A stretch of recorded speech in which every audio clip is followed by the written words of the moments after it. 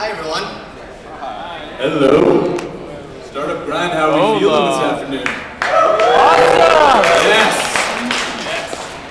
Good. We have we decided when we were prepping for this, we have one goal, and it's to see how many laugh tracks we can kind of get baked into this presentation. So we're all about the laughs here. It might go. So I want to hear it. Yes. That's a good start. So yes, I am Rip Empson. I'm a writer at TechCrunch. Just started a week ago. This is my first startup grind. Not familiar with this startup economy that you guys have here. But I'm here with Eric Koester, who, as you guys probably already know, is the co-founder of Zaarly. Zaarly, and Eric, happy to be here with you this afternoon. Rip, you've made my day already. This is gonna be great. So I think we're gonna start off by we're gonna ask you a few softballs. All right. Namely, what's your favorite color? Kind of a fuchsia-ish guy. A fuchsia? Yep. Would not see that. I know. I was thinking more of a blue or green guy. I wore purple socks for you today. That's nice. Yeah.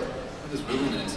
So Eric, tell me a little bit. Well, tell the people here what Zaarly is, and more importantly, I want to know how you got involved in Zaarly. We want to go back to the very beginning. The start. The genesis. Yeah, so Zaarly is it's a marketplace to help discover great local people to work with, and for those people to make money doing what they love. So if it's to find a great caterer for your wedding, it's to find a mechanic to work on your car. It's essentially the idea was how can you tap into this local economy and all of these people who are starting to make their own businesses and supercharge them. So that's essentially was the concept. It started out literally the idea for Zaarly was we wanted to.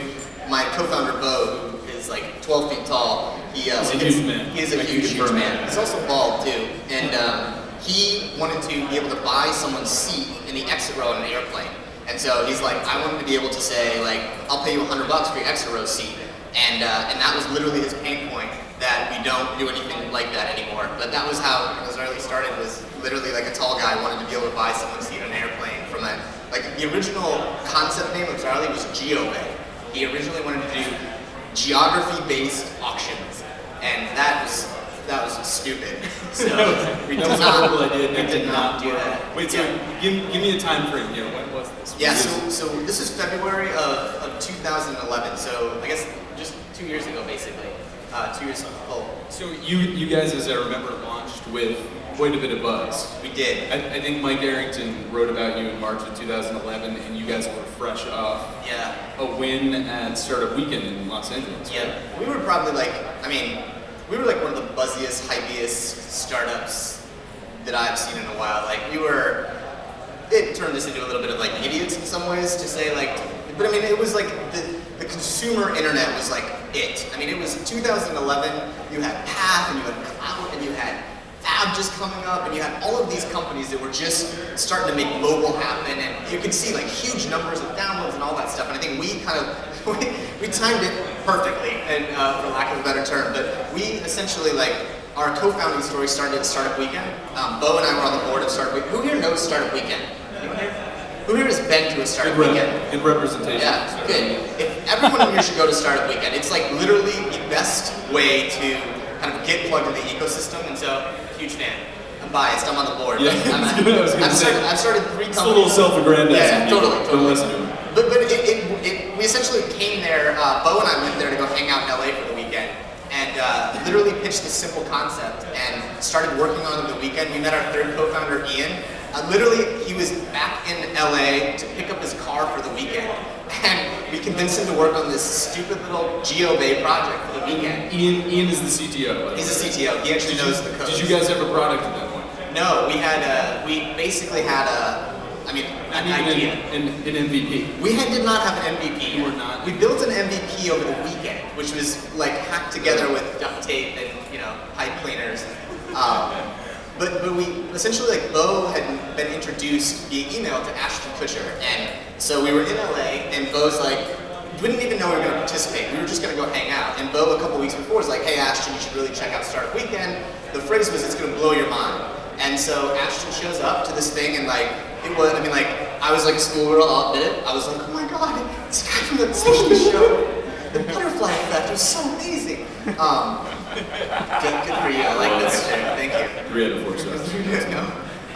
And so we didn't really talk to him about our idea, though. We basically kind of built this simple prototype, and we thought it was going to be cool. It was a buyer-powered marketplace. It was a way that the buyer can go out and say what they want, and then sellers can get back to them. And Ashton dug it. I mean, he totally loved it, and he's like a product guy, and so he liked what we were doing. And we won Startup Weekend that night. This was February 20th. We won that, and then that night we get an email from him saying, like, hey, we all had full-time jobs. Like, this was a fun weekend project. And he was like, hey, have you guys thought about like quitting your jobs and like doing this? And I'll fund you guys.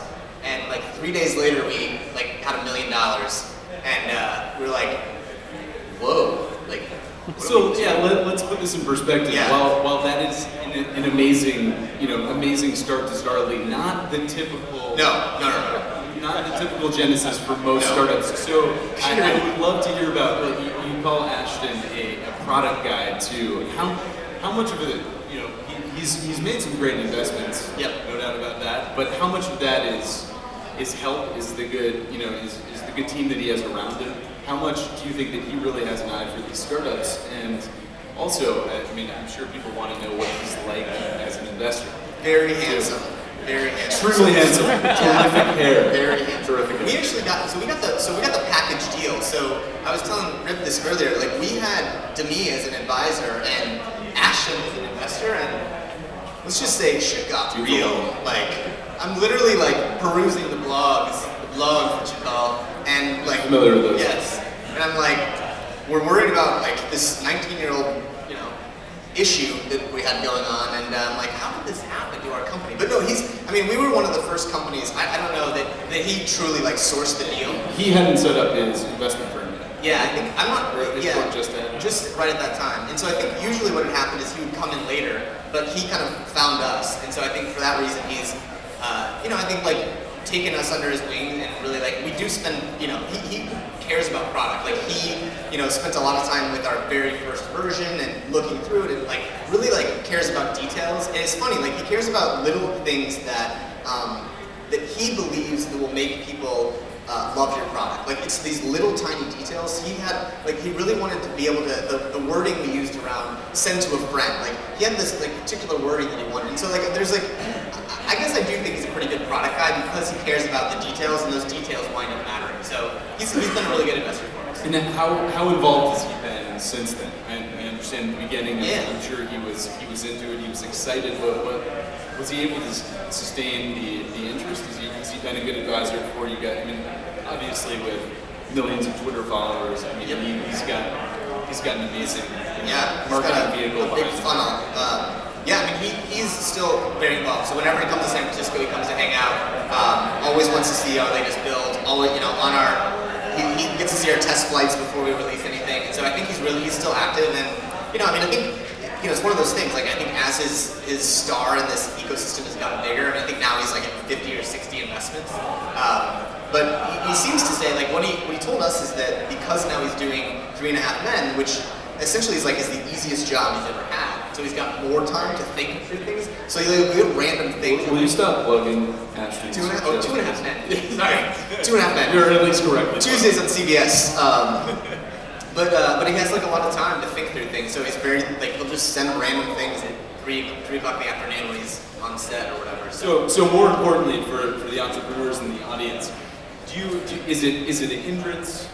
Is it something that you recommend trying to go after the celebrity tech investors, or is it, I imagine that it's smart to have a balance between the two, have someone like Ashton on board and those who are bringing a different kind of value to bear on the startup. So yeah, I'll throw a cautionary tale. Like I think so. We got Ashton involved super early, right? 3 days in, we had Ashton Kutcher, and I think in some ways we got a little starry-eyed, and I think lost focus a little bit on actually really focusing on making something people love. And I think we just started running as fast as we can because there's all this momentum, enthusiasm, and we're building a marketplace which you need people to love you on the buy side and love you on the supply side. And unfortunately, what we created was a marketplace where people loved us on the demand side, but the sellers were like, Sellers were there. nah, they were not cool with it. And I think that was, we made a big change in our model, like just last September, 5 months ago. And because I think we probably, we literally like were just trying to keep up with this wave of enthusiasm from the tech boom and from Ashton and from investors. And I think like that's the lesson I would say is like, don't buy into your own hype, which I think that is the cautionary tale. I think that we did buy into it, and I think we did have to kind of have that come to Jesus meeting. Basically about like a year, like last November was when we had that after about 6 months of like just craziness, right? Like we're partying at South by Southwest, and like all the things that you shouldn't care about as an entrepreneur, we started believing, and we had to kind of like kick ourselves in the ass and really say like, how do you make something people love? And I think that's the trick here is like, don't get caught up in how many times you're written about TechCrunch or that stuff. You have to like focus on your users. That's the cautionary tale I would give. Right, and it's advice that I always give to entrepreneurs. So many are focused, probably too early on, I would say, on going to blogs, on going to journalists, to try and get the word out there. Yeah. And it seems like even if you are able to get that buzz, that launch post on TechCrunch, how did you guys deal with sustaining that early buzz? Clearly, it was a little bit of a nightmare. It was a good and bad thing. To have Ashton on board, but to have that early buzz, and did it distract you guys from finding that